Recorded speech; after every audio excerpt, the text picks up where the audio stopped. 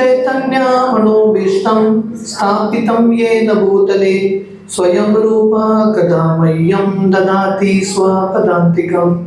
वन्देऽहं श्रीगुरो श्रीयुतापदकमलं श्रीगुरुन् वैष्णवांश्च श्रीरूपं साग्रजातां सहगणा रघुनाथान्वितं तं सजीवं साद्वैतं सावधूतं परिजनासहितं कृष्णचैतन्यदेवं श्रीराधा कृष्णपादान् सहगणा ललिता श्रीविशाखान्वितंश्च।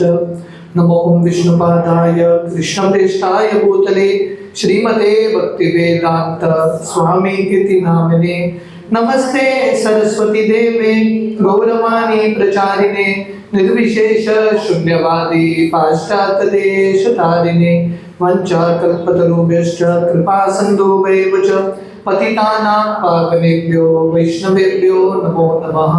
जय श्री कृष्ण चैतन्य प्रभु नित्यानंद श्री अद्वैत गदाधर श्रीवासादि गौर भक्तवृंद। हरे कृष्णा कृष्णा कृष्णा हरे हरे हरे राम राम राम हरे हरे। हरे Krishna. Welcome all of you all for our Monday Srimad Bhagavatam overview classes. So today we are going to discuss Canto 1, Chapter 7 called The Son of Drona Punished. So last week we had completed Chapter 6 of this Canto. This is a quick overview of Chapter 6. We saw that in Chapter 6 Vyasadeva inquires about Narada's life, especially after the sadhus departed from the abode of Narad Muni. So Narada speaks about how Hare Krishna. Thank you so much. Narada speaks about how when he was 5 years old, one time his mother was going to milk from the cow and suddenly she was bit by a snake and then she departs. How Narada, in a very detached spirit, he walks towards the north. Narada, he sits below a banyan tree, meditates on the Lord, the process that was taught to him by the great sadhus, and to his amazement he actually sees Krishna. But the darshan disappears very soon. He tries again, he is not able to get the darshan. And the Lord finally instructs and consoles Narad Muni, telling him that in this life you will not be able to see me anymore because you still have some impurities. Now practice bhakti throughout your life. And Narad Muni, as a sincere devotee, we were discussing this the last time. The main theme of last session was who is a sincere devotee, how to become a sincere devotee. Narad Muni met the sadhus once, he saw Krishna once, he never met the sadhus again, he never saw Krishna again. But the instruction that the sadhus and Krishna gave him, he followed throughout his life. That's it. Just follow that instruction as it is. Srila Prabhupada, the founder Achyut of ISKCON, Srila Prabhupada met his guru a couple of times and his Guru Maharaj departed. There was no chance to communicate with his spiritual master. But before departing, Srila Prabhupada's guru gave him some instructions. Prabhupada sincerely followed that throughout his life. So a sincere devotee, a sincere disciple means once an instruction is given to you, you don't make excuses, you follow it. There are hundreds of reasons why not to follow, but there is one reason to follow. If you want to attain Krishna, just follow sincerely however difficult it is. So Narad Muni followed that instruction throughout his life. He just did bhakti to Krishna in a very non-envious spirit, very detached, very happy, very satisfied. And suddenly he meets with his death. Time passes and he meets with his death. And then next time he appears as Narad Muni. And the body of Narad Muni is completely free. Prabhupada explains that in this world we all want freedom, right? We want freedom to move without any restriction. So Narad Muni's body is a completely free body, spiritual body. Freedom is possible only on the spiritual level, not on material level. In the material body there is a lot of limitations. But in the spiritual body, Narad Muni just travels anywhere, everywhere, just chanting the glories of the Lord. So in this way, Narad Muni concludes the whole section by telling Vyasadeva, I have described to you whatever you have asked. Now please compose Srimad Bhagavatam, which is the essence of all Vedic literatures for the benefit of all people. Narad Muni gave this example. Bhagavatam, Krishna Katha is like a boat that can help people cross the ocean of miseries, yeah, the ocean of birth and death. So this was chapter 6. So today we are getting into chapter 7, which is called The Son of Drona Punished. So we'll do like a quick overview of chapter 7 and then we will get into the verses. So the first section of chapter 7 is the continuation of the theme of chapter 5 and 6. Okay, for those of you all who have been attentive students in our Bhagavatam classes, in chapter 4 beginning, the sages of Naimisharanya, Shaunakadi Rishi asked Sutta Goswami 3 questions. Anyone remembers what these 3 questions are? I don't expect you all to remember, but if someone remembers, that's wonderful. Anyone remembers? Perfect. One question was they wanted to know about Parikshit's birth, activities and death. Very good. That was one question. Second question. How did Raja Parikshit met and... Very perfect. Second question is how did Parikshit Maharaj meet Shukdev Goswami? Second question. Who wrote Bhagavatam? Third question, yes. Third question. Who wrote Bhagavatam?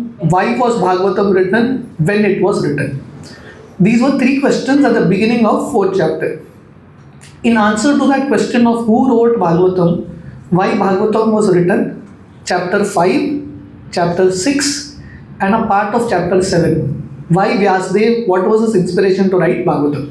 So the first section of chapter 7 is continuation of that same question, Vyasadeva's writing Srimad Bhagavatam. So now the chapter begins with, see now Narad Muni has told Vyasadeva to write Bhagavatam and is gone. So Shaunakadi Rishi, they asked Sutta Goswami, after Narad Muni went, what did Vyasadeva do?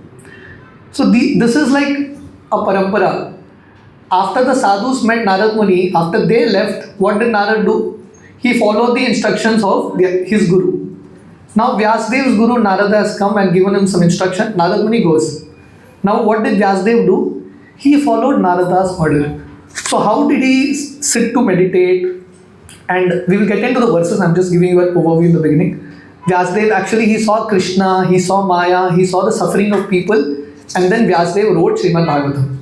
After writing Bhagavatam, verse number 8 to 11 speaks about how Vyasadeva taught Srimad Bhagavatam to his son. Who was the son of Vyasadeva? Shukdev Goswami. He taught Srimad Bhagavatam to Shukdev Goswami. Even though Shukdev Goswami was liberated from the birth, he was Atma Rama, liberated soul, still he learned Bhagavatam. So Srila Prabhupada explains that Bhagavatam is a subject matter actually for liberated souls. Even liberated people read Bhagavatam. That is the level of Srimad Bhagavatam. So this is how the 7th chapter begins, in continuation of how Vyasadeva writes Bhagavatam. Now from verse number 12 on, the Sutta Goswami starts to begin the next question. The second question was the birth, activities and death of Parikshit. So in order to explain the birth of Parikshit, Sutta Goswami goes a little back in the story. Just like now, if you want to tell a story, you can't tell a story right from the point of that story. You have to go a little behind and tell the story. So from where does he begin that story? He begins the story after the war of Kurukshetra. So Srila Prabhupada explains what is Bhagavad Gita. Bhagavad Gita happened in the battlefield of Kurukshetra. And where does Bhagavatam start? Bhagavatam starts after Kurukshetra. So it's like, you can say this is like a sequel, There's Bhagavad Gita and then after that is Bhagavatam. So that's how it is. So he begins the story that we all know the story. We have seen it in the Mahabharata serial also probably. Yeah, it's okay. So after the entire war, Duryodhana and Bhima have a terrible fight, and Bhima hurts. He smashes the thigh of Duryodhana, and Duryodhana is lying dead there. So that time Ashwatthama goes and kills the 5 sons of Draupadi. You all know the story? So that's the story here. He goes and kills the 5 sons of Draupadi. And Draupadi is beginning to lamentation of the Pandavas' dead sons. So then Ashwatthama, in order to catch Ashwatthama, Arjuna runs after Ashwatthama. So now when Arjuna is running after Ashwatthama, and when Ashwatthama sees Arjuna, he becomes very scared. And Ashwatthama shoots the Brahmastra because he's very, very scared. So Brahmastra is like millions of times more powerful than a nuclear weapon. And Arjuna, this section, when we'll come here, we will see 22, 26. Arjuna offers beautiful prayers to Krishna. Because Arjuna is also scared seeing this Brahmastra. He offers prayers to Krishna and he's asking Krishna, what should I do now? And Krishna tells Arjuna, now you release another Brahmastra. The only way you can counteract one Brahmastra is to release another one. And Arjuna releases another Brahmastra. And how he retracts both the Brahmastra. And then finally Arjuna arrests Ashwatthama. After arresting Ashwatthama, he brings Ashwatthama in front of Draupadi. Now imagine this. Draupadi is a mother. 5 children brutally killed in the night, massacred in the night. And the guy who has killed them now comes in front of Draupadi. And Arjuna and Krishna is telling Draupadi that just kill this guy. This fellow is not even a Brahmana. Even though he is a Brahmana, he doesn't have any quality, just kill him. But Draupadi, she has a very gentle, mild nature, a motherly nature. She tells, let us leave him, let us forgive him. Because Draupadi, this is the level of Draupadi. This is Bhagavatam, the murder of her children is come right in front, and Draupadi is saying forgive. The logic of Draupadi will come ahead in the shlokas. So Draupadi basically says that I know what is the pain of losing a child. I don't want the mother of Ashwatthama to go to that pain. Because I'm at least young, she's very old. She will not be able to handle the pain. Because Ashwatthama was the only son, husband was dead in the war, Dronacharya was dead, Ashwatthama's father was dead. Now she's the only lady, the son is also gone, how will she survive? So Draupadi is compassionate upon her. So this is Bhagavatam where we are learning how to think from the perspective of another person. To put yourself in the shoes of another person. And Draupadi says, just let's forgive him, he's a Brahmana, we should not insult him. And then Yudhishthira, Krishna support. And then finally, how Arjuna deals with Ashwatthama is the subject matter of this chapter. This is like the overview of this chapter. Okay? So now, can we actually get into the verses? Very beautiful verses, lot of important lessons to learn. So, the first section is Vyasadev's vision and glories of Srimad Bhagavatam. So, as I told you, text 1, you all can repeat this words. Shri Shaunaka Vacha Nirgate Narade Suta Bhagavan Bhatarayana Shrutavam Tat Abhipretam Tata Kim Akarod Vibhu. So, here the question is, Shaunaka Rishi, they are beginning this chapter with a question. O Sutta Goswami, after Vyasadev heard everything from Narada, after the departure of Narada, what did Vyasadev do? Text 2. Sutta Uvacha Brahmanadyam Saraswatyam Ashrama Pashtime Tate Samya Prasha Iti Prokta Rishinam Satravardhana Brahmanadyam Saraswatyam. Brahmanadya means the bank of the river which is very intimately related to the Vedas and sages. In the land of India, every holy place is always generally on the bank of a river. If you have to trace holy places, just follow the river bed. You have Gomukh, Gangotri, then you have Dev Prayag, all these are the banks of the river. You will have Rishikesh, Haridwar, Mayapur, practically on the bank of Ganga. Similarly, in the bank of Yamuna, you have so many rivers. So this river here, the ashram of Vyasadev, which is still there. Anyone has visited the ashram of Vyasadev in Badrik Ashram? Anyone visited Badrik Ashram? So in Badrik Ashram, the ashram of Vyasadev is there. Brahmanadyam Saraswatyam. So this is a river called Saraswati. So in the land of India, 7 holy rivers, out of which 3 are very important: Ganga, Yamuna, Saraswati. Saraswati is actually a hidden river. It flows underground, but this is the only place, Badrik Ashram, where you can see Saraswati a little. So that's the place where the ashram of Vyasadev is. So Brahmanadyam Saraswatyam Ashrama Pashtime Tate. So Prabhupada explains here in the purport. We will not get into the purports. This is homework for all of you all to read the purports. Prabhupada explains the word ashrama. See, Srila Prabhupada's purports are very simple.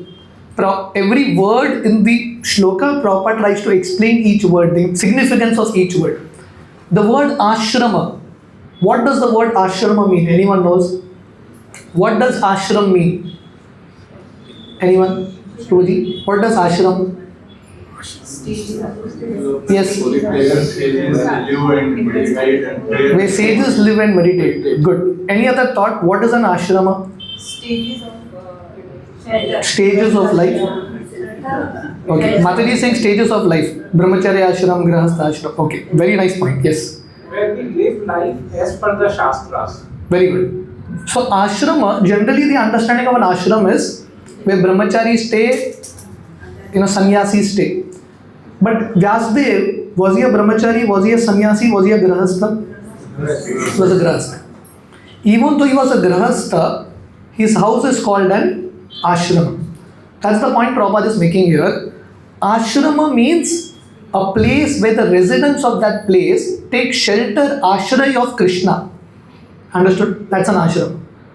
So a house where the family members are taking shelter of Krishna, that house is called a ashrama. Just as Pallavi Mataji said. So therefore, grahastha ashrama. Grahastha is also supposed to live in an ashrama, where everyone is actually, the family members are taking shelter of Krishna. So this is a very important point. So Prabhupada is making the point here that Vyasdev's residence at the back of Saraswati was on the bank, was very conducive. So Vyasdev sat there in his ashram. He touched water for purification. He did his achaman and sat to meditate. Because now he has to compose Srimad Bhagavatam. Before composing Srimad Bhagavatam, he has got the instruction from his guru. He wants to have darshan of Krishna also. He sits to meditate. So when he sits to meditate, what does he see?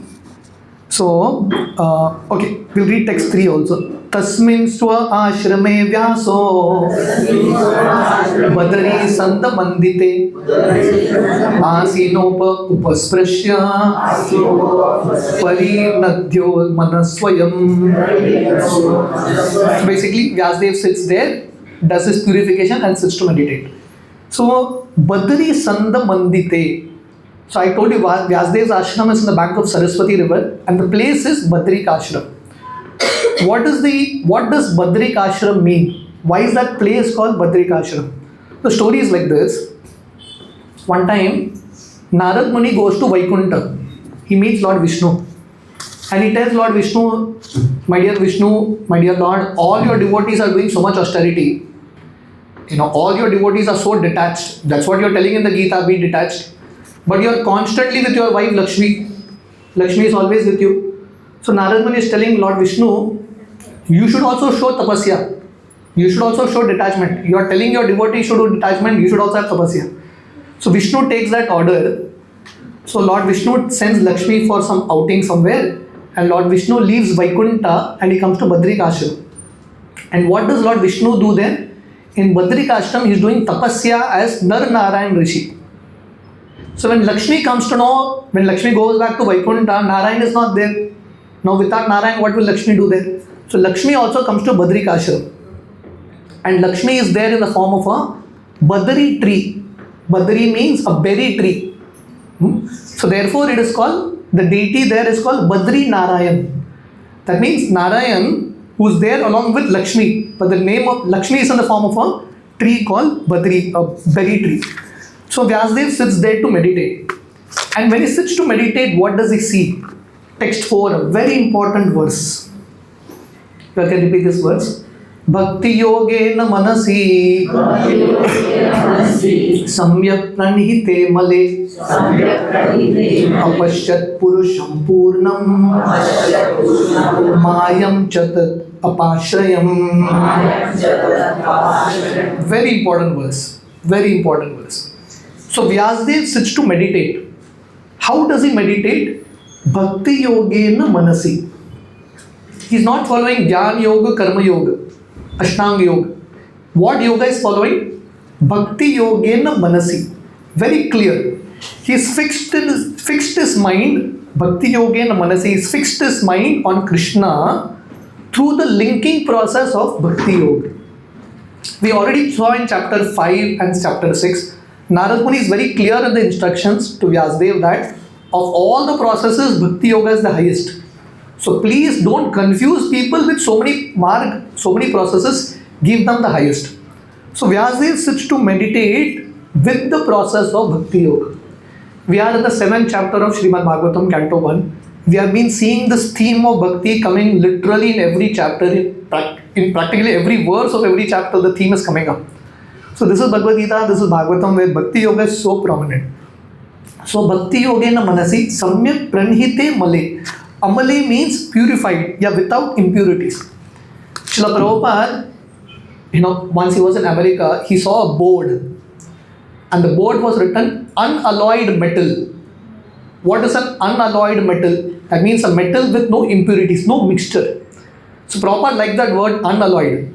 So Prabhupada said our bhakti should be unalloyed bhakti. It means no mixture. Amale means, mala means mixture. Amale means no impurities, no mixture, pure bhakti.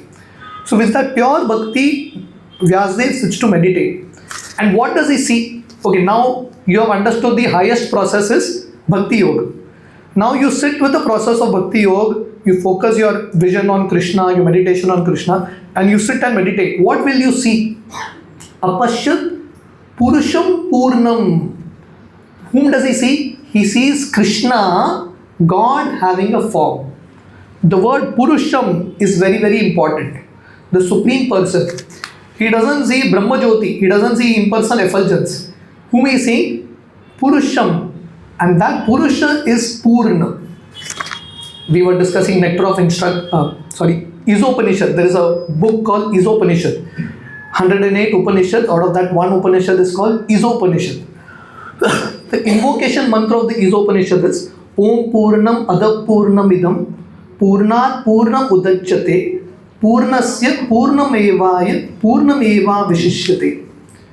What it says is Krishna is complete. Om Purnam Adap Purnam Idam. That Supreme Lord is complete.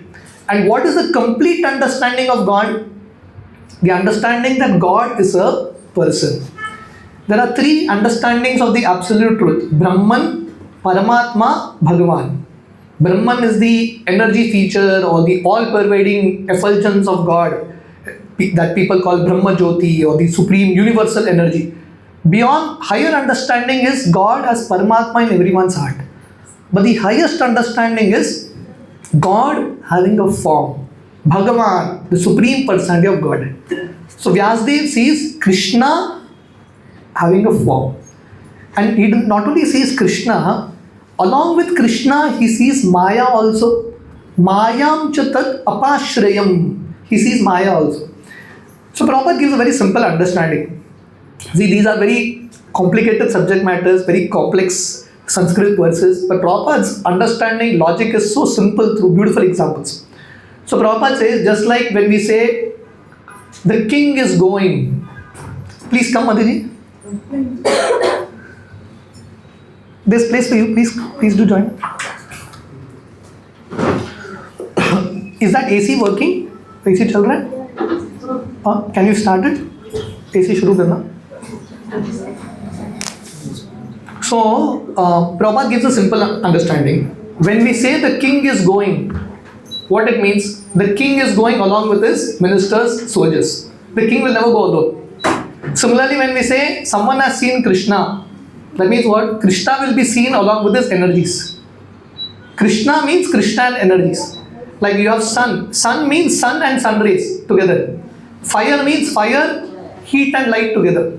So similarly, Krishna means Krishna with his energies. So Krishna has principally two energies called internal energy, external energy. So what did Vyasdev see? Vyasdev saw Krishna and Vyasdev also saw illusion, the illusory energy Maya. But something very interesting, Mayam chatat apashrayam. This Maya, with the illusory energy which we are so scared of, which is controlling us, that illusory energy was dependent on Krishna. So this is the point. Who is Krishna? Krishna is called Maya Ish, Maya Pati. He is the Lord of even Maya. So he saw Krishna and he saw Maya completely under the control of Krishna. And what else did he see? Text 5. Yaya sammohito jiva atmanam trigunatmakam paropi manute nartam tatkritam chadipadyate. Very beautiful. These two shlokas has everything. The whole philosophy is there in these two shlokas. He saw Krishna. Krishna means the Supreme Lord as a person. He saw behind Krishna, he saw Maya, the illusory energy, which is completely controlled by Krishna. Krishna is the master. Maya dakshena prakriti. Krishna controls Maya. And what else did he see? He saw all living entities. He saw all of us. And all the living entities, what were the situation? Yaya sammohito jiva. All these living entities were controlled by Maya and they are all suffering. Abhipadyate means living entities are suffering under illusion.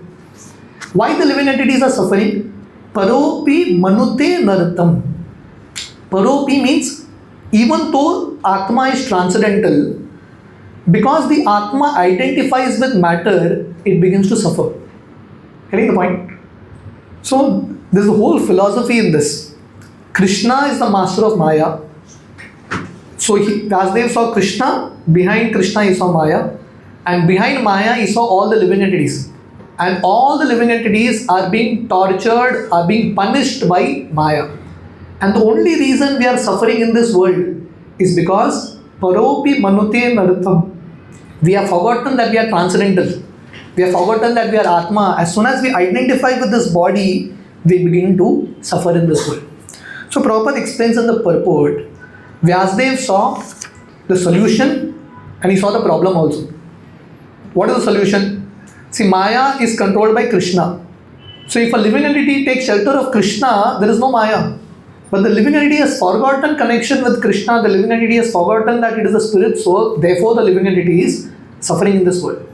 And Vyasadeva, in order to help these suffering living entities, Vyasadeva, what did he do?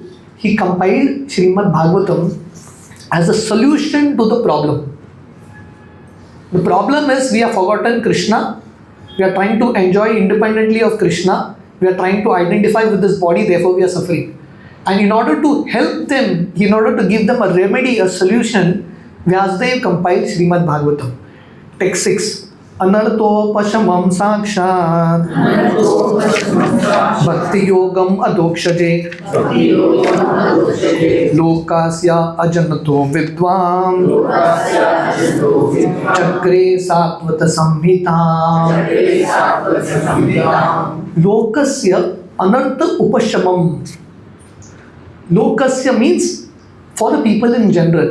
Anartha upashamam.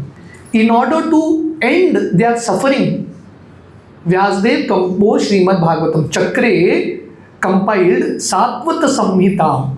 Satvata Samhitam refers to Srimad Bhagavatam. The word Satvata, right? Whenever we hear the word Sat, what does Sat mean? Anyone knows what is the meaning of Sat? Sat means truth, but Sat actually means absolute truth. Sat means divine. Sat. So when we say Satsang, what does Satsang mean? That Sang is association.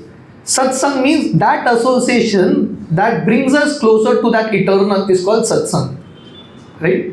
And devotees are called Sadhus, ya Satvata. So Satvata Samhita means a book describing God, describing Krishna, the process of bhakti. So why did Vyasadeva compile this? Anarto Pashamam Sakshat. In order to help people, locus here, in order to help people get freed from all unwanted things. See, in Sanskrit there are these two words, Artha, Anartha. What does Artha mean? Artha, everyone knows. What does Artha mean? Meaning. Another meaning of Artha? Money. Two meaning of Artha. One is something that is meaningful, Artha. Second is something that is valuable. Anartha means something that has no meaning and something that is useless. So what is the problem in this world? In this world, everything is anartha. In this world, everything is anartha. That means it has no meaning and it is useless. But we are considering useless, unmeaningful things to be meaningful. This is a problem. We have lost our vision completely. In order to rectify this vision, Vyasadeva compiles Srimad Bhagavatam. It's like a treatment, right? So we are there in this material world because we are in a disease condition. We have forgotten what is correct, what is wrong. We are like crazy people. So Srimad Bhagavatam is meant basically to teach all of us, to remind us what our actual goal is. You are understanding this principle? So Vyasadeva composed Srimad Bhagavatam as a remedy to the suffering in this world. Everyone in this world is suffering, and different people have different solutions. Okay? Every time an election comes, one new party will come and say, we have the solution to your problems. Everyone, it's not only the parties, everyone is doing their own campaign. Everyone feels that they have a solution. Everyone is pitching their solution. But none of the solutions are actually helping people. It's all superficial. But Vyasadeva, because he's seen Krishna, so until someone sees Krishna, how can they give a proper solution? Their solution also will be temporary. So Vyasadeva saw Krishna, he saw the entire problem, he saw the solution, and very mercifully he composed Srimad Bhagavatam Chakre Satvata Samhitam as a remedy, as a solution to all the problems. Text 7, another beautiful verse. Now Vyasadeva wrote Srimad Bhagavatam. By reading Bhagavatam, what will we get? This is a very important verse. Yasyam vai shrunumanayam Krishne parama purushe Bhakti utpatyate pumsa Shoka moha bhayapaha.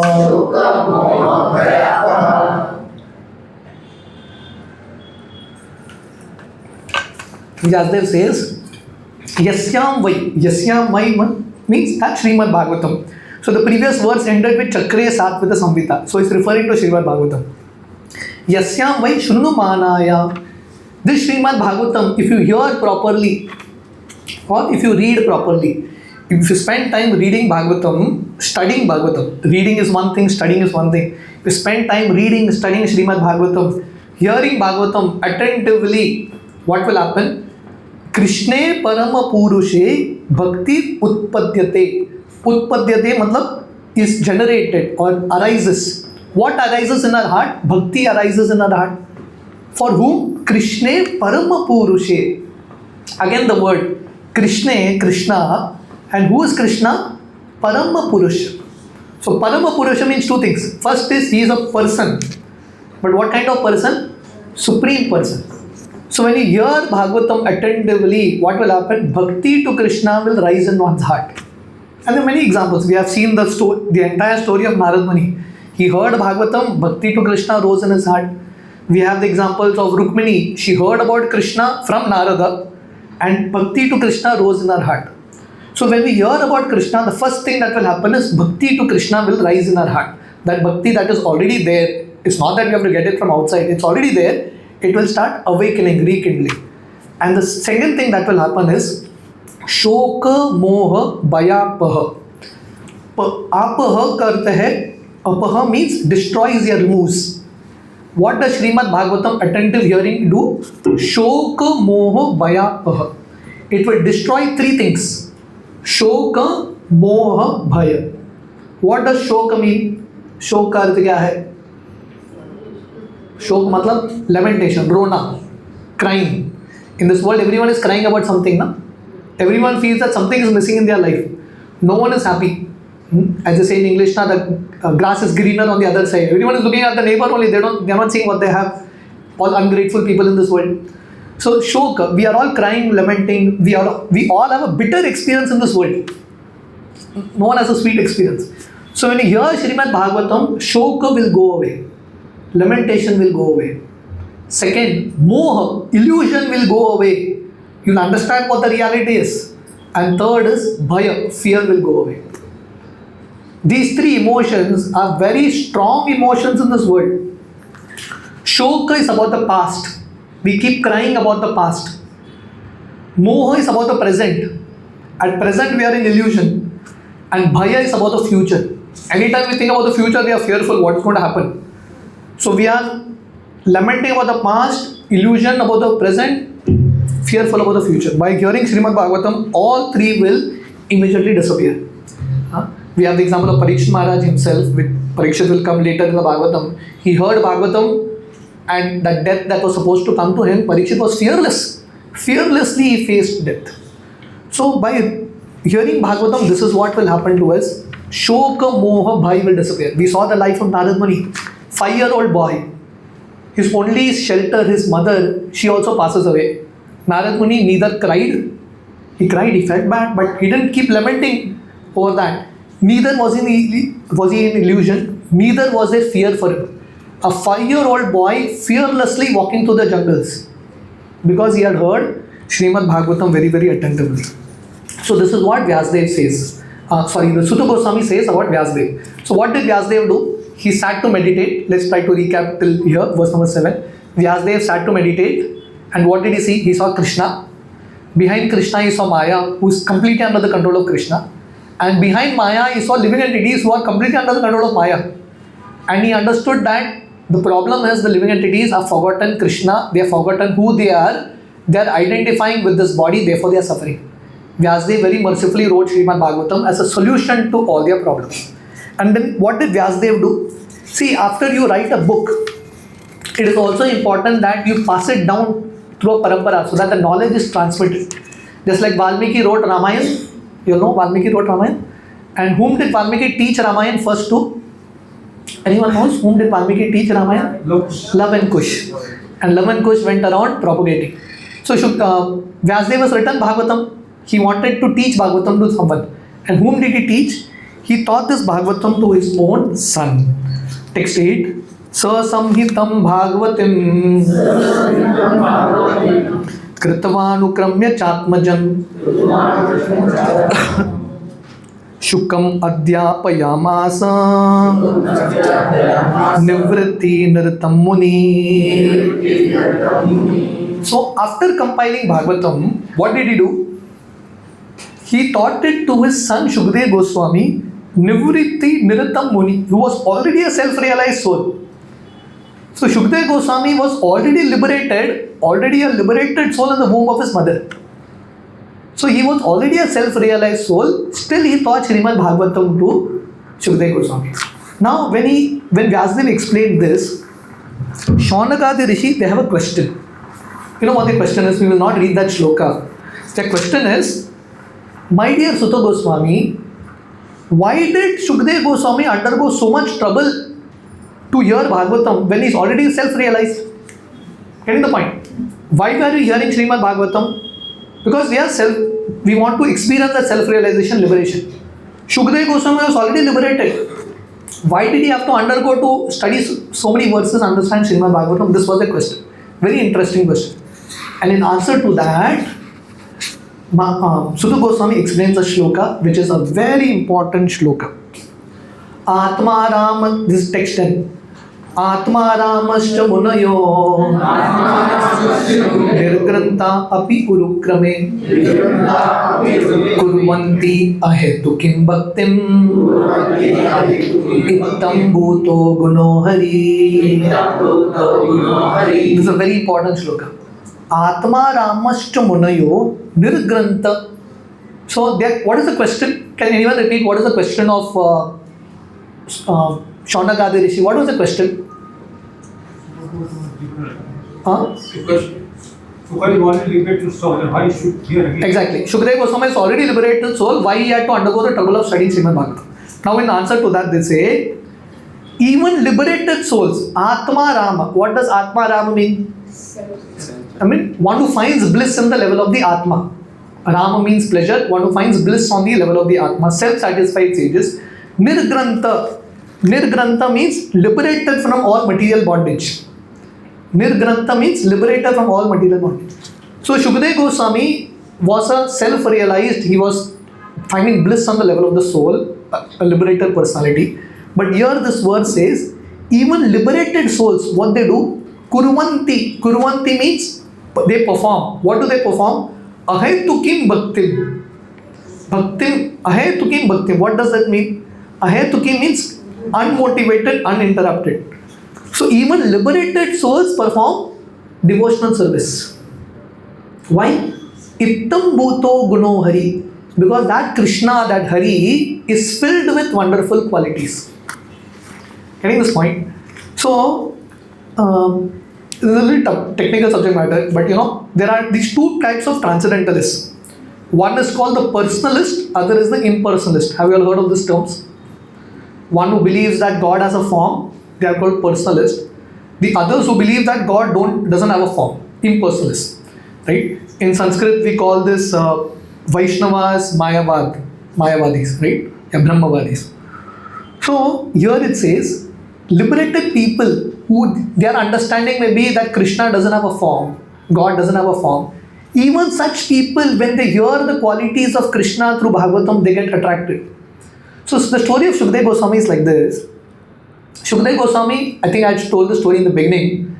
In short, it's like this. Shukdev Goswami was such a liberated soul. When he was there in the womb of his mother, Vyasdev's wife, 16 years he didn't come out of the womb. Why? Because he was thinking the womb is better than the world. As soon as I come in this world, illusion will catch me. He didn't want to come out only. Krishna came and assured him, you come out, Maya will not touch you. So that was the level of Shukdev Goswami. Right from the womb of his mother, he is liberated. So as soon as he is born, 16-year-old boy, he comes out of his womb, he just leaves his house and goes. So detached, he didn't spend 1 second with parents, he just walked away like that. Completely detached. That was the level of his detachment. But Vyasdev very intelligently sent one of his disciples as a woodcutter. And this disciple started to recite shlokas of Bhagavatam where Shukdev Goswami was. And when Shukdev Goswami heard the qualities of Krishna, the beauty of Krishna's form, Shukdev Goswami came back to his house. The person who left his house for good, he came back to his house only to learn Srimad Bhagavatam. You're getting this point? So the point is that even liberated souls get attracted to the form of Krishna, the pastimes of Krishna. So Prabhupada gives two examples in the purport. One is of Shukdev Goswami and the other is the 4 Kumaras. Have you heard of the 4 Kumaras? These are the 4 brahmachari sons of Lord Brahma, the first creation that Brahma did. Very detached people. So they were Brahmavadis. That means their idea of God was God is impersonal. But one time, the story comes in Bhagavatam in the cantos ahead, the 4 Kumaras go to Vaikuntha. First time they are going to Vaikuntha. And when Lord Vishnu comes out, we know the story that the 4 Kumaras have a fight, have a tussle with Jai and Vijay, that story. And Lord Vishnu comes out to settle that matter. As soon as Lord Vishnu comes out, this is the first time in their life they are seeing the Supreme Lord. Forget even seeing. When they smell the tulsi that is coming from the feet of Vishnu, that is the point they become Vaishnavas. From Mayavadis, Brahmavadis, they become Vaishnavas and they become pure devotees of the Lord. So 2 examples Prabhupada gives. One is of Shukdev Goswami and the other is of the 4 Kumaras. Both were liberated souls, impersonal liberation. But both of them, when they heard about Krishna, when they saw the form of Krishna, they got attracted to the path of bhakti. So this is a very important verse. Prabhupada gives a very long purport. When Sri Chaitanya Mahaprabhu, who is Sri Chaitanya Mahaprabhu? Mahaprabhu is Krishna himself in Kali Yuga. When Mahaprabhu, after taking sannyas, Mahaprabhu goes to Jagannath Puri. And in Jagannath Puri, he meets one personality called Sarvabhauma Bhattacharya. This is the subject matter of Chaitanya Charitamrita, but I am giving you an idea because it's in connection with this verse. He meets Sarvabhauma Bhattacharya. And who was Sarvabhauma Bhattacharya? Sarvabhauma Bhattacharya was the guru of all these Mayavad sannyasis.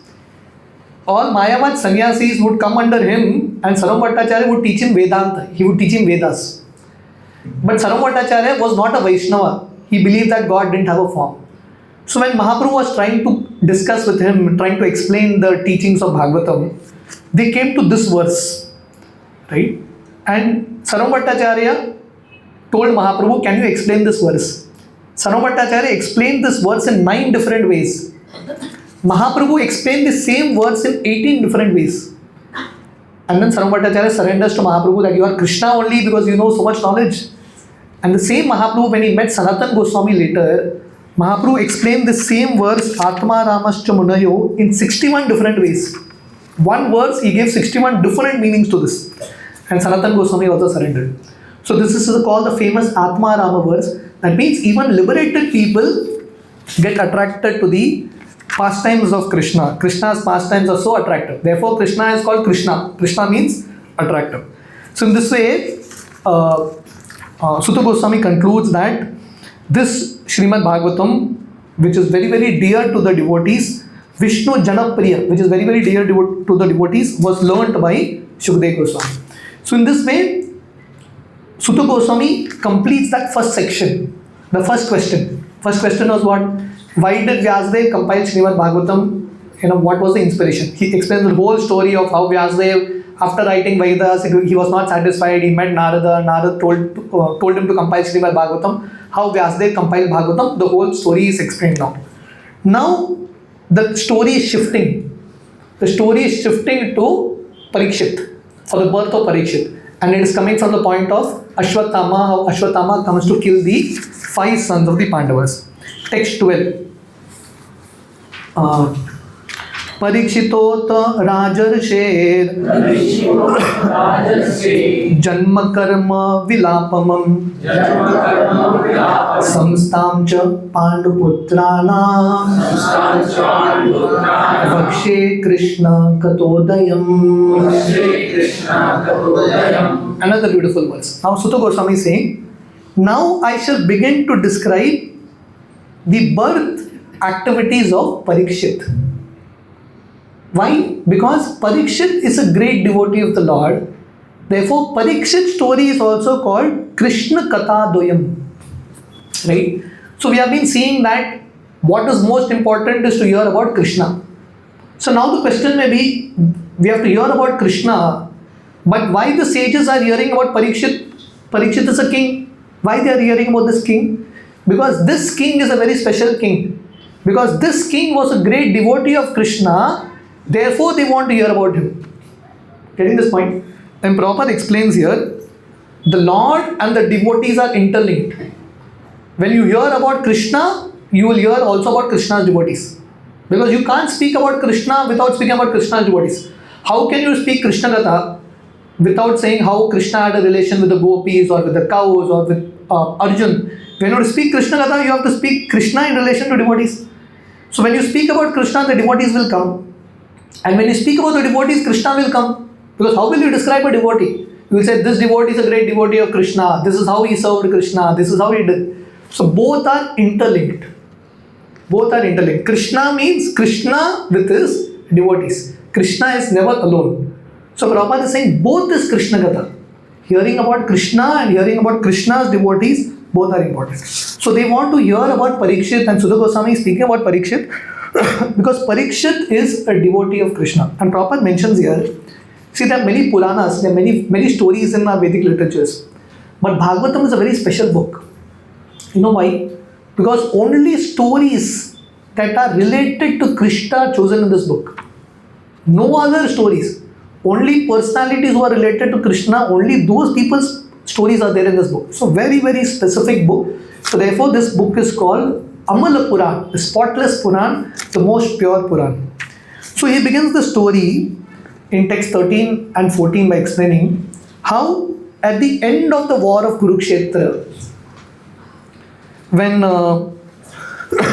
Duryodhan, his spine was broken, you all know the story, right? After the whole war was over, Duryodhan went and hid beneath that lake, and then Krishna and Pandavas, they come and challenge him, and Duryodhan and Bhima have a club fight, Gada Yuddha. And Duryodhan was very, very strong. He did a lot of tapasya, Gandhari gave him a lot of powers. So, no chance for Bhima to kill Duryodhan. So Krishna told Bhima, hit him on the thigh. The rule of Gada Yuddha is, you don't hit anyone on the thigh. So Krishna told Bhima, hit him bindas, we'll see what happens later, rules later. And Bhima hit him solid on the thigh, and Duryodhana was like fatally wounded. And then all of them left. So when Ashwatthama comes to meet Duryodhana here, Ashwatthama wants to do something for Duryodhana. Now this fellow is going to die, dying, before dying I'll give him some pleasure. So Ashwatthama goes in the night. So the story is like this. What happens is, after Bhima is injured, after Duryodhana is injured like this, generally what would happen in the war, after the Pandavas and Kauravas, they would have their tents because they are fighting in a battlefield. There's no palace there. They have to stay in tents. So both have their tents. So in the war, they would fight in the day, and in the night, everyone would come to their tent. So Prabhupada explains that this is a dharma yuddha. This war was fought on rules. In the night, no one would be attacked. Everyone would sleep peacefully, and the next day, the fight would begin. But on this night, the 18th day night, after Duryodhana is fatally wounded, now Kaurava's tent is empty.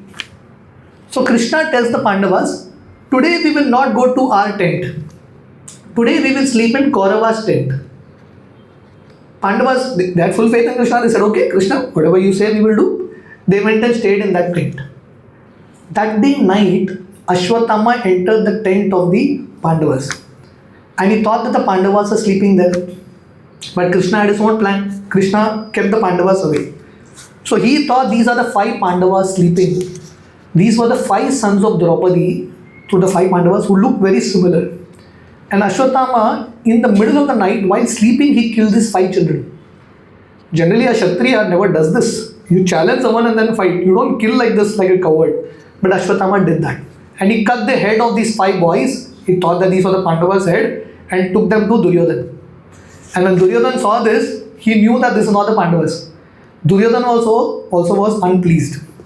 So this is how the story begins. That Ashwatthama, he tried to please Duryodhana, but Duryodhana is also not pleased. And he's now brought anger to Krishna and Pandavas. So that time, when Pandavas come back, next day in the morning, everyone is crying here, the Pandavas come. So that is the point where Draupadi is crying bitterly. So we can imagine, this was a real war. This is not a game of war. This is an actual war. And in a war, there's a lot of crying involved. There's a lot of crying involved. Even though the Pandavas won the war, they lost a lot of people. It was a big lamentation, a family crying and crying. And we can imagine the pain of this lady Draupadi, what she had to go through. 13 years she already suffered in the forest. Such a princess suffering in the forest, trying to be disrobed and whatnot done to her. Now finally her husbands have won the war. They are supposed to get the throne and they are supposed to have a happy life, happily lived ever after, and this is what has happened. The 5 sons killed. So Draupadi is crying and crying and crying, which is explained in text 15 and 16. Arjuna tells Draupadi, my dear Draupadi, don't cry. I will go and kill that Ashwatthama, bring his head in front of you, you stand on his head, take a bath, then only you'll be satisfied. So this was the Kshatriya spirit. So Arjuna goes running to catch Ashwatthama. This is text 17, the chase. You all can repeat this verse. Iti priyam valgu vichitra jalpe sa santavya iti achyut mitra suta anvadravad damshita ugra dhanva kapidvajo guru putram ratena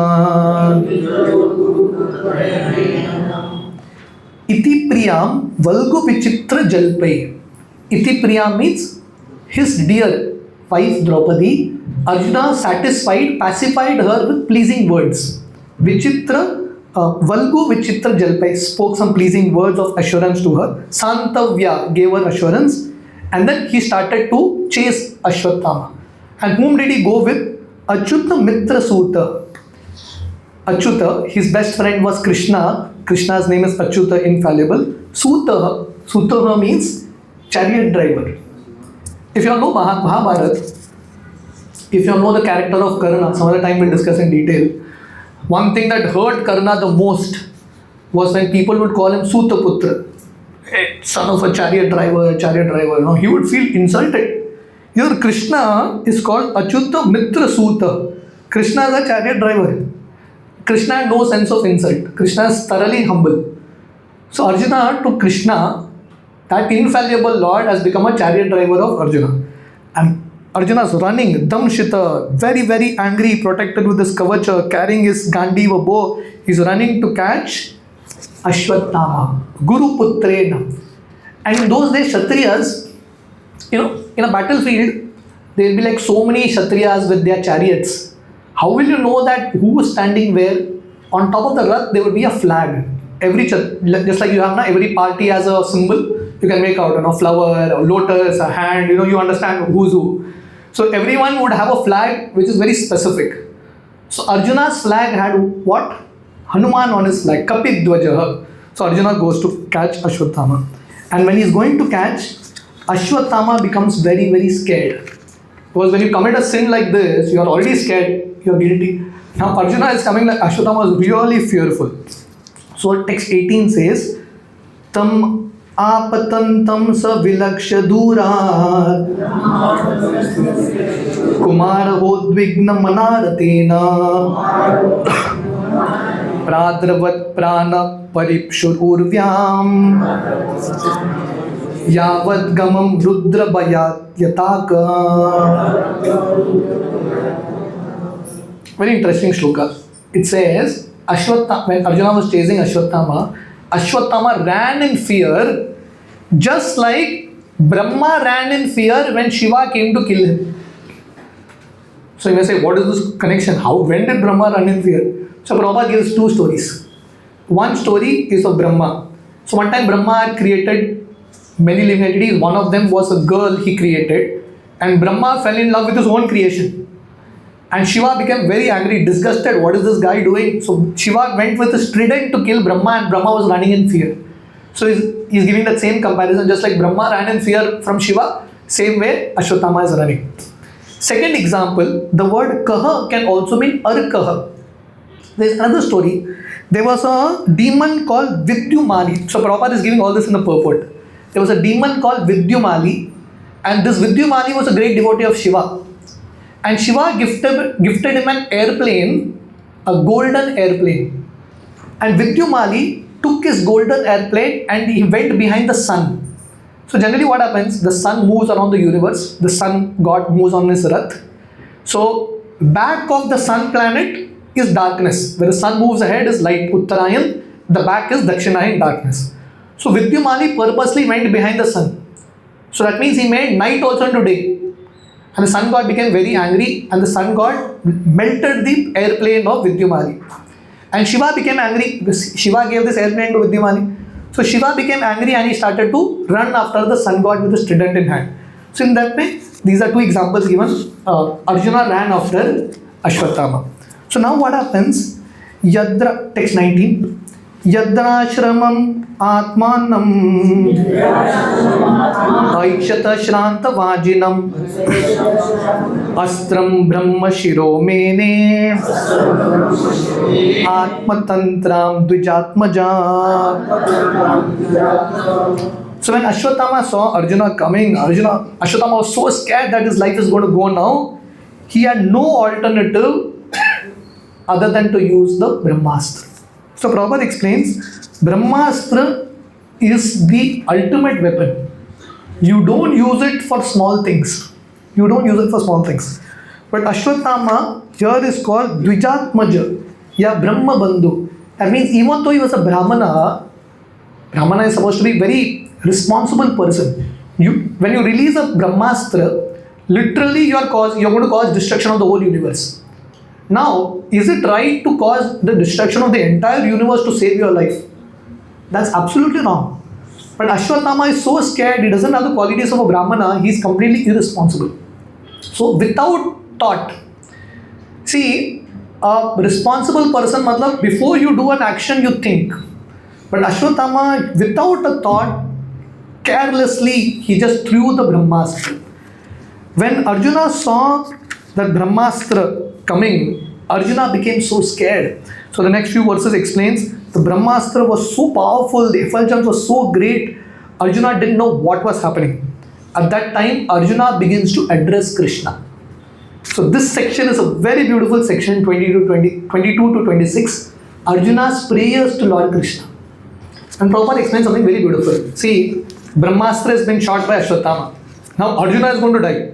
First Ashwatthama was scared. To save his life, he threw Brahmastra. Now Arjuna is scared. What's going to happen now? So basically Arjuna is wanting to know from Krishna, Krishna, what should I do? But Arjuna doesn't ask that question directly. Before asking something from Krishna, he first glorifies Krishna. And Prabhupada says this is the etiquette. The etiquette, see, we go in front of God. We go in front of God to ask God. That is like understood only. That we have to do only. Without that we can't survive. But when you go in front of God, at least offer 2-3 prayers to God.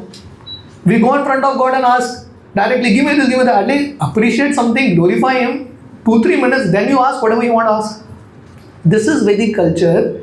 When you ask something from Krishna, before you ask also, you glorify Krishna. And this section is a very beautiful section where you will understand who is Krishna. So through all these prayers, whether it is Arjuna's prayers, yours, Kunti's prayers, Bhishma's prayers, we will see all these prayers. The way they glorify Krishna is something that is very important for us. Who is Krishna? Arjuna explains here. Text 22. Arjuna uvacha Krishna Krishna Mahabaho Bhaktanam Abhayankara Tvam Eko Dhayyamananam Apavargosi Samsrite. Krishna Krishna Mahabaho. So 2 times he is using the word Krishna. Krishna Krishna Mahabaho. And who is Krishna? Krishna is the mighty armed or the all-powerful. Arjuna is a very powerful Kshatriya. But Arjuna has come to a situation where he can't help himself. So Prabhupada writes in many places, whoever you are, you will realize that you are helpless in this world. Ultimately, you will realize. So Arjuna also realized that I am helpless. He takes shelter of Krishna. And who is Krishna? Bhaktanam Abhayankara. Krishna rewards fearlessness to his devotees. Krishna bestows fearlessness. So we already saw, anyone who hears about Krishna becomes fearless. Bhajore mana Shri Nanda Nandana Abhaya Charanara Vindare. When we worship Krishna, we become fearless. In the Ramayana there is a verse, Sakrideva Prapanno Yas Tavasmi Iti Yachate Abhayam Sarvada Tasmai Dadami Ektar Vritam Mama. Lord Ram tells, anyone who takes shelter of me once, I will give such a person fearlessness. So Krishna awards fearlessness to his devotees. So why to surrender to Krishna? Bhaktanam Abhayankara, because Krishna will give fearlessness. And then he says, Tvam eka dhayyamananam apavargosi samsute. Tvam eka means alone. Krishna alone can give us freedom from what? Dhayyamananam, the burning suffering in this world. Ashwatthama, so this Brahmastra that Ashwatthama shot, Brahmastra, one thing is, it's very effulgent and it is also very hot. Prabhupada explains how hot Brahmastra is. It is like millions of suns put together. You can imagine on a summer time, after 12 o'clock and during summers is so hot, burning hot. Can you imagine thousands of suns together, how hot it will be? That's our experience in this world. Samsara dava nalali the lok. We are all burning in this world suffering. And who can give us liberation? Tvam eka dhayyamanana apavargosi samsute. Only Krishna can give us liberation. The word apavarga. What does apavarga mean? Anyone knows what does apavarga mean? Huh? Anyone knows what is apavarga? Moksha. Yes. So, apavarga means liberation. I'll tell you what is apavarga exactly. In Hindi and Sanskrit, you have pavarga. You know, those who write Hindi, pavarga. What is pavarga? Pa, fa, bha, ba, ma. We have heard this? Pa, fa. This is like Hindi alphabets. Pa, fa, bha, ba, ma. So, our scriptures explain that this is material life. What is material life? Pa, fa, ba, ba, ma. What does it mean? These 5 things summarize material existence. Pa means parishram. Pa means parishram. In this world, everyone is working hard like a donkey. Pa. Till when? Fa means foam. People work so hard till there is foam in the mouth, just like donkeys have foam. Okay, agreed, you have to work so hard. But the point is, pa, fa, bha. After working so hard, everything is a waste, vyartha. How much ever you work, you have to leave everything and go empty-handed. Why are you working hard for? Right? Pa, fa, bha, vyartha. Not only vyartha, bha, there is bhai. Getting this point? We work hard, foam it like a donkey, but it's a waste and there is fear. And then finally there is ma, the final full stop, which is mrityu. So this is material life, fa, pa, fa, bha, ba, ma. And liberation means upper varga, getting rid of this perfer bhavama. And here it says, upper vargos is samsrite. Who can give us this liberation? Who can give us? Krishna. So therefore Krishna's name is Mukunda. What does Mukunda mean? Only Krishna can give us mukti. Not Brahma, not Shiva, not Indra. Only Krishna can give us mukti. And text 23, Arjuna further glorifies Krishna. Tvamadya Purusa Sakshat Ishvara Prakrite Para Mayam Vyudasya Chitshaktya Kaivalye Stita Atmani. Who is this Krishna? He is further glorified. We saw in previous verse, what did he say? Krishna can give us fearlessness. Krishna can give us liberation from all the suffering. Here he says, Tvam Adya. Adya means Krishna is the original, the beginning. Who is the original person? The definition of God is he has to be the first person. Who is that first person? Krishna. Tvam Adya. Oh Krishna, you are the original. Tvam Adya Purusa Shakshad. Again the word Purusha. In this one chapter only we are seeing the word Purusha come again and again. Right? Arjuna, Vyasdeva has seen Krishna as a person. Arjuna is saying, my dear Krishna, this Krishna that I am seeing you are the original person. You are not impersonal, you are the originji person. Just like Brahmaji in his Brahma Samhita says, Ishvara Parama Krishna Sachidananda Vigraha Anadir Adir Govinda Sarva Karana Karana. So Krishna there is also called Anadi, the start of everything. Tvam Madhya Purusa Saksha Ishvara Prakrite Para. Ishvara means supreme controller. Krishna is Parameshwara, supreme controller. Prakrite Para, that means he is transcendental to material nature. He is beyond. Para means beyond. He is beyond matter. He is beyond Maya. So Krishna has a form which looks material, but Krishna's form is not material. He is the master of matter. Maya Vyudasya Chit Shaktya. So Krishna, he is the master of the material energy and spiritual energy. And this Maya cannot touch Krishna. Chit Shaktya. Chit Shaktya means Krishna is always in that spiritual form. Sachidananda Vigraha. Kaivalye Stita Atmani. And Krishna is always situated in bliss and eternal knowledge. So Krishna's form is called Sachidananda Vigraha. Sat means eternal. Chit means full of knowledge. And Ananda means full of bliss. Our body is what, What is Krishna's body? Sachidananda Vigraha. You know what is our body? Our body is Asat, Achyut, Nirananda Vigraha. Our body, Asat means temporary. There is no knowledge in this body, only ignorance. And no bliss in this body. This body can give more bliss or more misery. More misery. Good capacity to give misery. So that is the difference. So Krishna is that spiritual person, completely situated in that spiritual bliss. And then he says, text 24, Sa eva jiva lokasya Maya mohita chetasa Vidaste svena viryena Shreyo dharmati lakshanam. Even though Krishna is beyond Maya, still Krishna comes in this world and through his example, he shows us the process of dharma, artha, kama, moksha. Why does Krishna have to come and do all these pastimes? When Krishna was a grahastha in Dwarka, Krishna would give, every day morning he would give charity to Brahmanas, he would offer respects to Brahmanas, he would do all these things. Why did Krishna do all this? In order to do good for all the conditioned souls. Through his example, Krishna is teaching.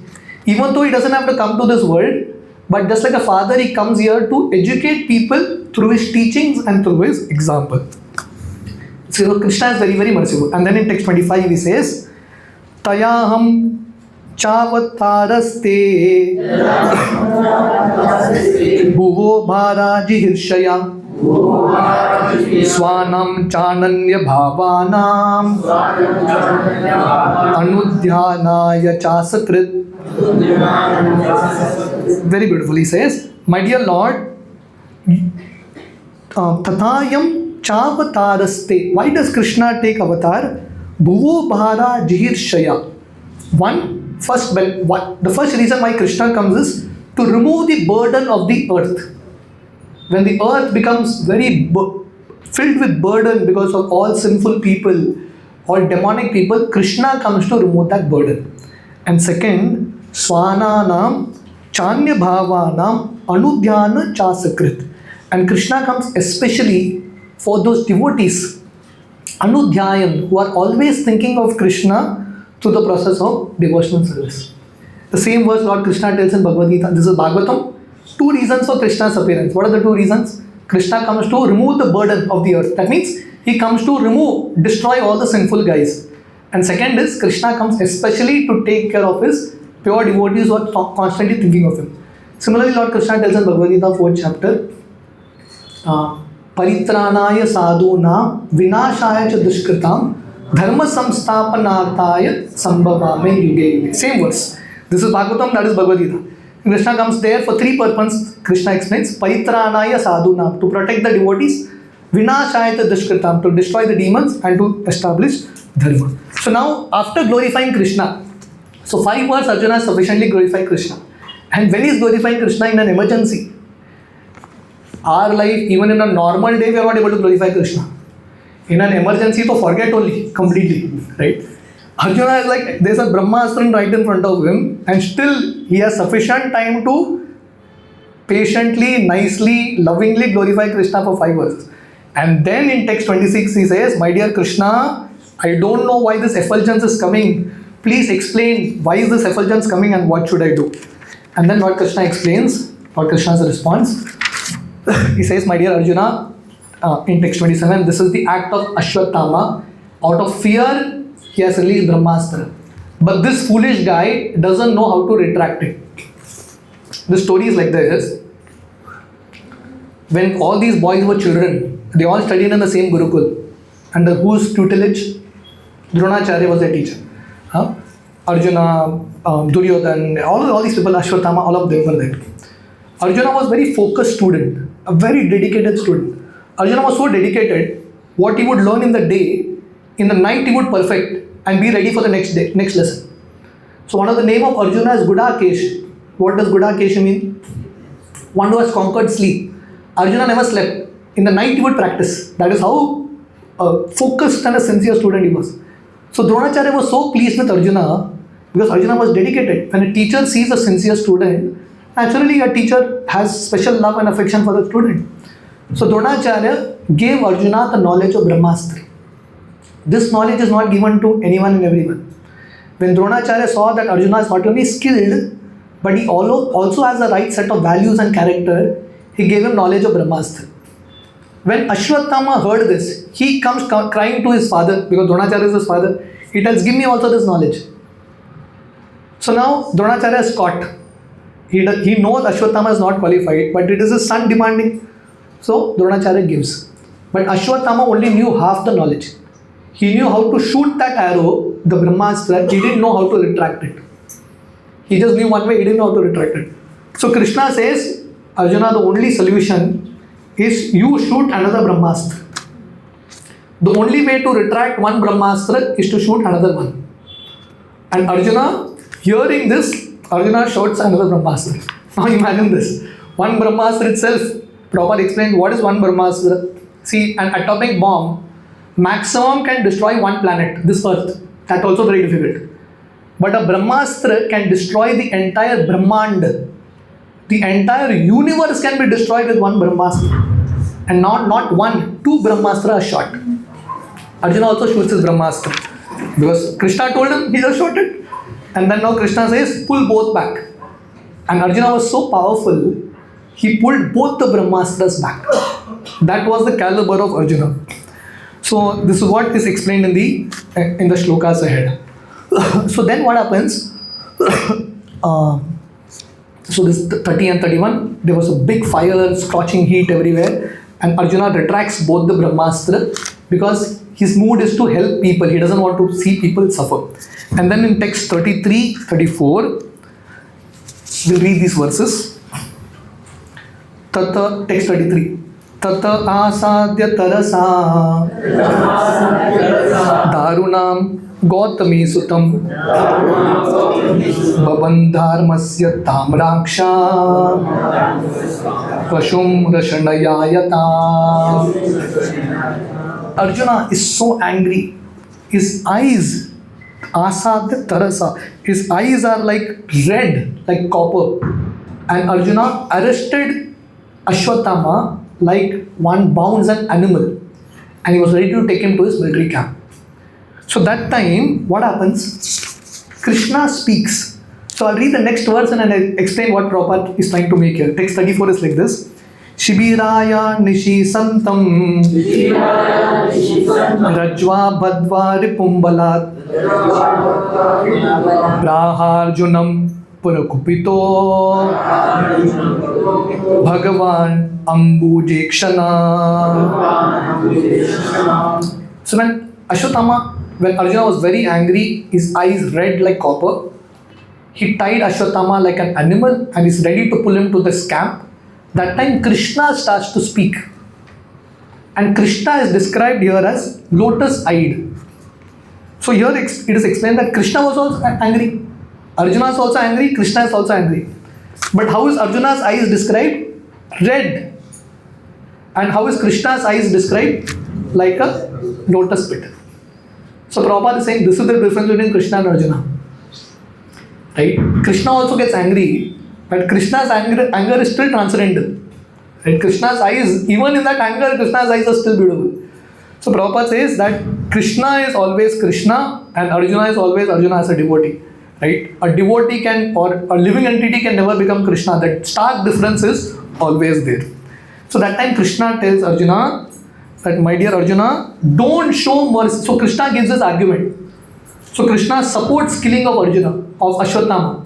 He says, this Ashwatthama should be killed. Kill this guy immediately. Because even don't show mercy. Because Arjuna had soft corner for Ashwatthama. Why? Because he was his guru's son. Arjuna saw his guru almost like a father. Even in the war, Arjuna just couldn't fight with Dronacharya. So now it is his guru's son. Krishna knew Arjuna will spare him. So Krishna said, don't show mercy to this guy. He is not even a Brahmana. He is just a son of a Brahmana. No qualities, kill him. Because he has killed children in their sleep. And then in text 36, Lord Krishna says, you can repeat this verse after me. Mattam pramattam unmattam Suttam balam striyam jadam Prapannam viratam beetam Naripum hanti dharmavit. These are the codes of a Kshatriya. A Kshatriya fights based on religious codes. So Krishna says, who is not to be killed? No ripum hanti dharmavit. An enemy should not be killed. Even an enemy should not be killed. When? Mattam, if that enemy is careless. Pramattam, if that enemy is drunk. He's in a drunken state, don't kill him. Unmattam, if he is gone mad, don't kill him. Suttam, if he is sleeping, don't kill him. Balam, that means balam. Children, though you never kill. Striyam, there is no injunction of killing a woman. Jadam, a foolish guy you don't kill. Prapannam, even if he's an enemy, if he's surrendered to you, don't kill him. Viratam, if he's without a chariot or if he's fearful, beatam, narupum hanti dharmavit. Such people should not be killed. Ashwatthama has killed children, Balam, who are sleeping, supnam. So either one of the condition also they should not be killed. But Ashwatthama has killed children in their sleeping state. So Krishna gives this logic and says, this guy has to be killed because he's not followed the rules of a Kshatriya. He's a wretched person and a wretched person needs to be killed. I'll not read that verse, for his own well-being. So Prabhupada explains that for someone who has killed someone, the punishment is death. You have to give death punishment to someone who has killed someone. Nothing less than that. You may say, why so cruel? Lord Krishna is giving the logic here for his own well-being. Because if you don't give him that punishment, next life his suffering will continue.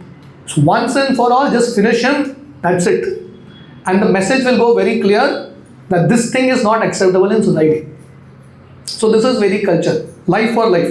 If you've taken the one life, that's it. You have to be killed so that you understand that you don't do this, and so that it's for your own good. And then Lord Krishna explains in text 38, you have promised Draupadi. I'll not get into the purport of text 37, you all can read that purport. Prabhupada, what he says, what is the logic that Lord Krishna gives? If you kill someone, you should be killed, because otherwise you will suffer. Prabhupada, what logic he gives? Prabhupada says that this refers not only to human beings, to animals also. If you kill an animal, then that is also a punishment.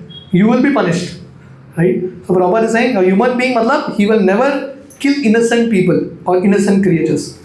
And in text 38, Lord Krishna tells, you have promised Draupadi. I have heard you promise Draupadi, you have to fulfill that promise. And then he says, this Ashwatthama, we'll read text 39. Tad aso vyadatam papa atatai atma bandhuha bhartuscha viprayam veera kritavan kula pamsana. So Lord Krishna gives the logic further. So till now, what was Lord Krishna's logic? Why he is telling Arjuna? Let's try to recap. All of you all can answer. Why is Lord Krishna telling Arjuna, kill Ashwatthama? He doesn't deserve to be living. Why he has to be killed? What is the logic Krishna gives? He killed innocent children. And that too, while they were sleeping. Okay, what else? What else? He broke the rules. Yeah, Ashwatthama broke the rules. Yeah, that is it.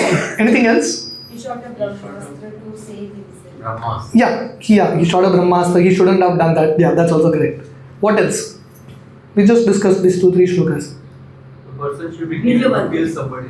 Exactly. So Lord Krishna says this is the right punishment. He has killed, he should be killed. That is good for Ashwatthama also. Anything else? He set an example. He has promised Draupadi.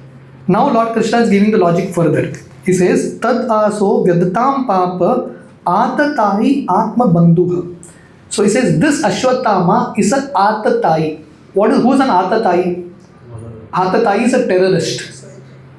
Atatai, what do you call a terrorist in Hindi? Atankwal. Yeah, atatai, right? A terrorist. Who is an atatai? It is explained in the scriptures. Anyone who does one of the 6 things, he is called an atatai. What is one of the 6 things? Anyone who, Prabhupada writes it in one of the purports. So, atatai is one. When you poison someone, you steal someone's land, you try to kill someone, you steal someone's land, you use deadly weapons, you kidnap one's wife, all these things are described as activities of a terrorist. And the punishment for such a terrorist is death. He should be killed without any mercy. Just kill him off. So Lord Krishna, first logic he gives is, this fellow is an atatai. Second, he says, Atma Bandhuha. That means he has murdered your own family members. Third logic, Lord Krishna says, this fellow is not even satisfied, his master Duryodhan. Forget it. He has done this for Duryodhan, even that master is not satisfied. Even in that terms, he is useless. And Kula Pamsana, he is a burnt remnant of his family. His family has such lineage, and this fellow is a burnt remnant. Kill him immediately. This is Krishna's order. But Arjuna, text 40, it says, Suta uvacha evam parikshita dharmam Partha Krishnena chodita Naichadhantum gurum sutam Yadyapi atmahanam maha. Although Lord Krishna is like very strong, kill this guy, still Arjuna doesn't want to kill. So Prabhupada is explaining here that this is the big heart of Arjuna. His children being killed, the murderer right there, he's caught him. Still Arjuna is feeling, let me think over it. Right? And then Prabhupada, here it says, Evam parikshita dharmam. So in one sense, Krishna was testing Arjuna. And Arjuna passed that test. Right? Arjuna still had compassion in his heart. So Arjuna says, let's see what Draupadi wants. So Arjuna still doesn't want to kill, so he said, let's go and check with Draupadi. So he takes Ashwatthama, drags him to his own camp, and there he brings him in front of Draupadi. And when Draupadi, it is explained in the text ahead, I'll not read all of the verses, but when Draupadi sees Ashwatthama bound like an animal, Draupadi is feeling a lot of compassion. So in text 42, there are two words used for Draupadi. Vama Sobhava Kripaya. Vama Sobhava means Draupadi was gentle in nature, and Kripaya means very, very merciful. So here, practically this chapter, I was explaining somewhere, the first canto of Bhagavatam, you know what's the first canto of Bhagavatam? It is the glories of the Pandav family. How each member of the Pandav family was so great. In this chapter, we will see the heart of Draupadi. She has lost her children, still Draupadi is ready to forgive. We will come, one of the chapters ahead will be the prayers of Kunti, right? Pandava's mother. She is so glorious. She is telling Krishna, my dear Krishna, give me more problems. Because when problems are there, I am able to remember you. Good times, I can forget you. Give me more problems. That is her level. And then Bhishma's prayer. Bhishma on a bed of arrows, he is speaking on Krishna. That is his. Then Yudhishthir's, Parikshit. This whole first canto of Bhagavatam is one family member after another, each one above the other, great devotees of the Lord. So Draupadi has so much respect for Ashwatthama. She is saying just forgive him, because she is so mild-natured and she is very, very compassionate. Should we complete this chapter or should we stop? Few more verses. We'll just try to complete it soon. So, Draupadi basically, she is not able to tolerate this, and in text 43, she says, Muchyatam, Muchyatam. Muchyatam, Muchyatam means release him. She is just not able to see the Guru's son being bound like this. She is saying, just release him. And then Draupadi gives logic. So we saw Krishna's logic. Krishna gave logic why this fellow has to be killed. Now Draupadi is giving logic why he should not be killed. And what is Draupadi's logic? She says that by Dronacharya's mercy, you are what you are. Arjuna, you are such a powerful person. It's only because of Dronacharya has taught you all those skills. And that Dronacharya is still living now in the form of his son. So son is considered to be a representative of the father. Dronacharya is gone, the son is still there. Now it is our duty to show respect to the son. And then Draupadi says, text 46, we can read this verse. Tad dharmagya mahabhaga bhavat bir gauravam kulam vijinam narhati praptum pujyam vandyam abhignasha.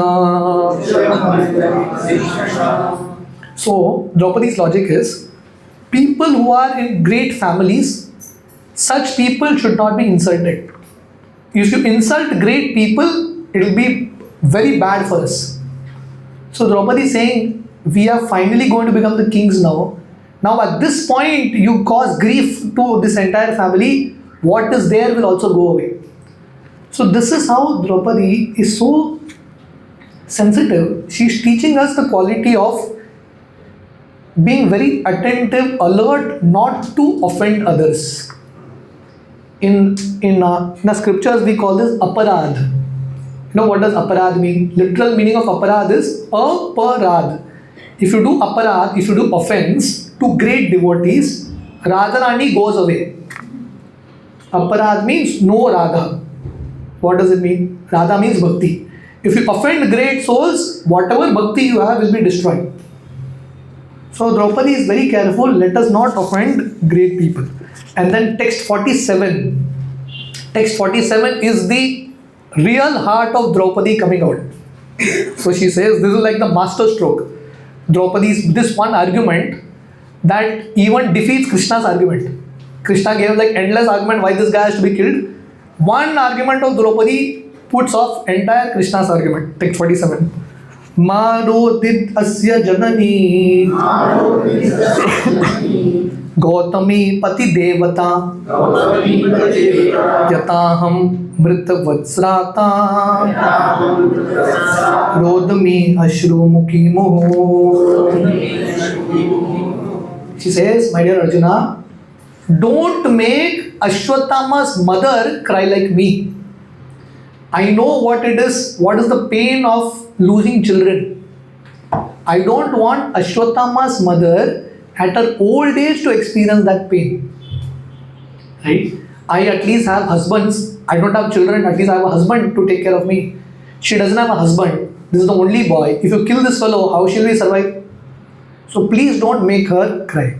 So this is the heart of Draupadi. She is able to feel. She's not even thinking about Ashwatthama. She's thinking about the mother of Ashwatthama. So in this way, she says, let us give this up. Let us not kill.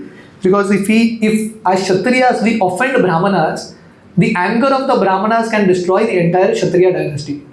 So this is Varnashram system where a Kshatriya is powerful. But the Kshatriya also understands that he is powerful because of the grace of Brahmanas. He is always very respectful to serve and not offend the Brahmanas. So these are the arguments that Draupadi gives. We saw Krishna's arguments. This is Draupadi's argument. He says, Dharmyam, release him because he is a Brahmana, he is the son of a spiritual master. Nyayam says, on the principle of justice, Dronacharya, you have learned everything from Dronacharya. This will be an act of ingratitude to kill Ashwatthama. And then she says, Kripi is still living and I don't want suffering to go to her. And then she says, it is not good to give pain to a respectable family. And then she says, don't make Kripi cry like me. And finally she says, for Kshatriyas it is very important that we don't bring anger, grief to Brahmanas, because their cry, their grief will destroy all of us. So now there is a split. So now what has happened? It is like a family fight going on, right? Some people are saying kill this guy, some people are saying don't kill this guy, right? So Draupadi is saying just leave this fellow. So what happens? Text 49. Suta Vacha.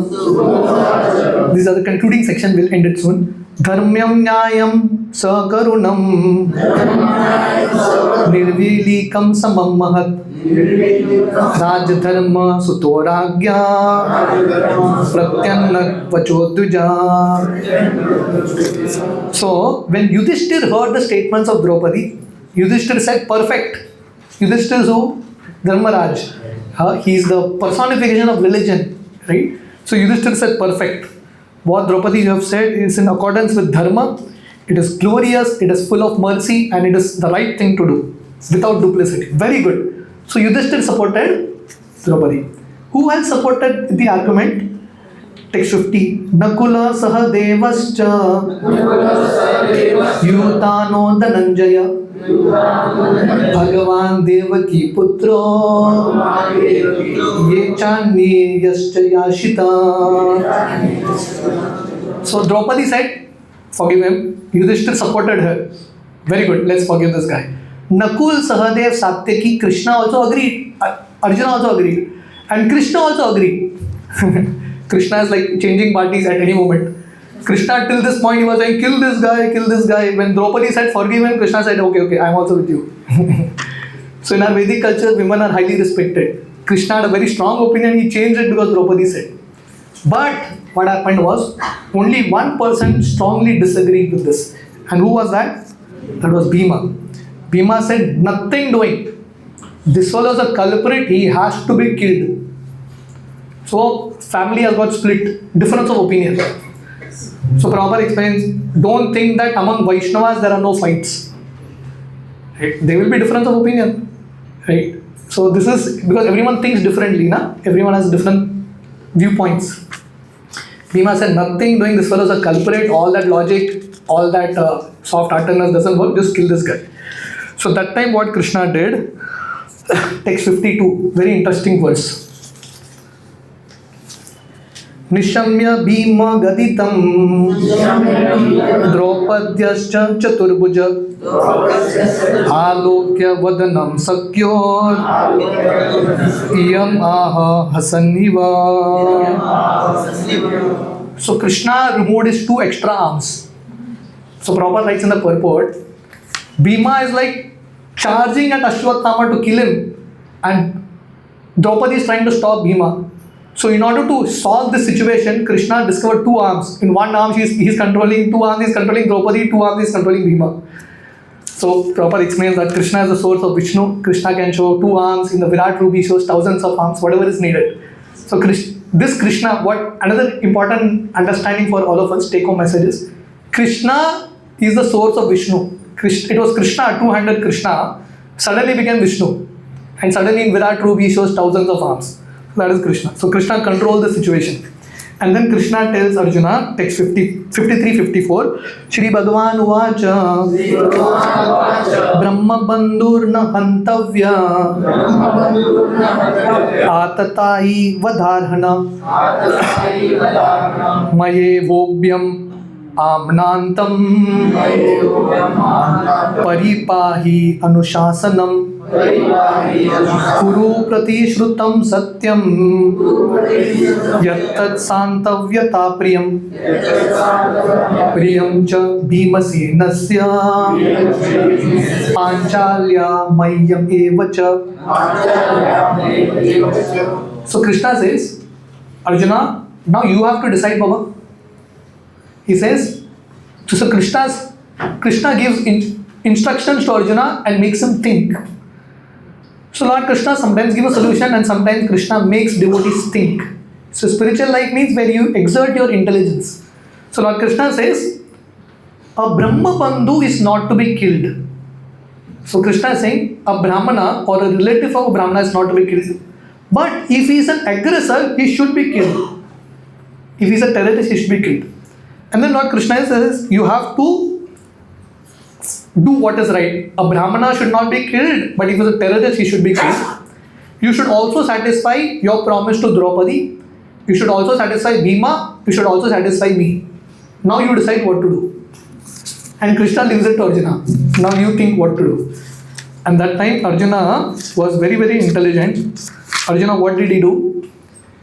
He understands what Krishna wants to tell him. And Arjuna made a decision.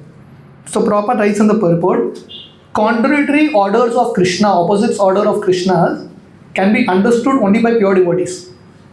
Arjuna understood exactly what Krishna wanted to tell him. So basically Krishna is trying to tell him, kill him, give him a punishment and something like that is equal to death, but don't kill him. Something like that.